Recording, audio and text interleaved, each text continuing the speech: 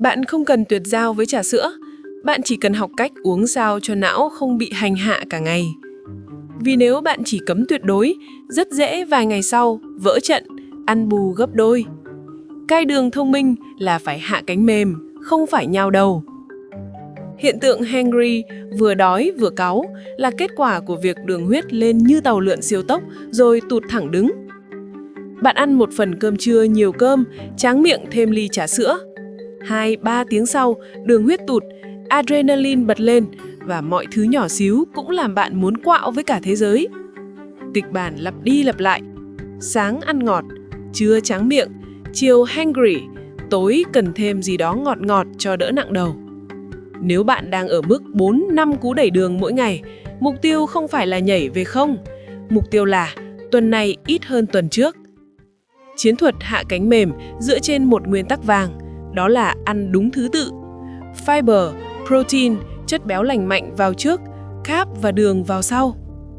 Khi bạn làm vậy, dạ dày tiêu hóa chậm hơn, đỉnh đường huyết thấp hơn, dopamine không bị kéo lên rồi thả rơi kiểu tàu lượn. Thêm một lớp bảo vệ nữa là snack chống hangry.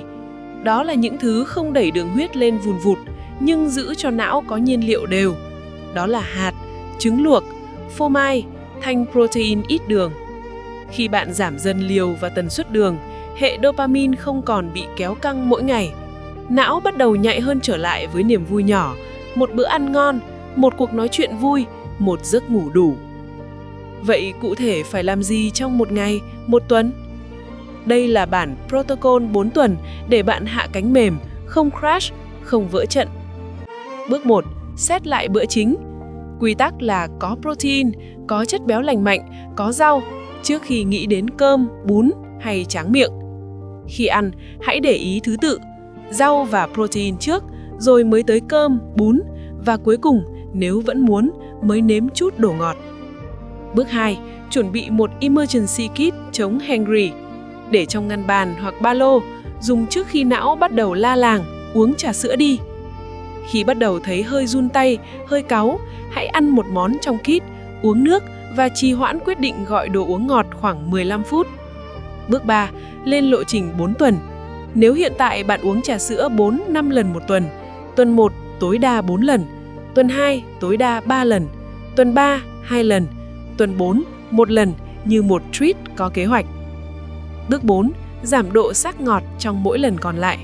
Chuyển từ size L xuống M, từ full topping sang một topping, từ 100% đường xuống 30-50%. Bước 5. Chọn một ngày treat cố định trong tuần. Ví dụ chiều thứ 6, sau khi bạn hoàn thành những việc quan trọng nhất. Sai lầm phổ biến nhất là tự tin quá sớm. Tuần 1, 2 làm tốt, sang tuần 3 nghĩ mình ổn rồi, bỏ luôn chiến lược rồi quay lại vòng lặp cũ. Đừng bỏ chiến lược khi bạn vừa bắt đầu đỡ nghiện. Sau khoảng 2-3 tuần, tín hiệu đầu tiên bạn nhận ra không phải là cân nặng, mà là ít hangry hơn hẳn.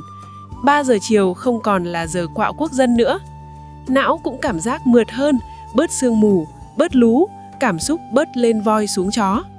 Nhớ rằng, cai đường là game chiến lược, không phải bài test ý chí. Tuần này, hãy thử chỉ cần làm được một việc, đó là ăn ngược thứ tự hoặc chuẩn bị một emergency kit. Não bạn sẽ cảm ơn bạn sau vài tuần nữa. Tuần sau, chúng ta sẽ nói về một thứ khác, đến lượt thứ bên trong làm bạn mệt hơn cả đồ ngọt. Hẹn gặp bạn ở tuần sau.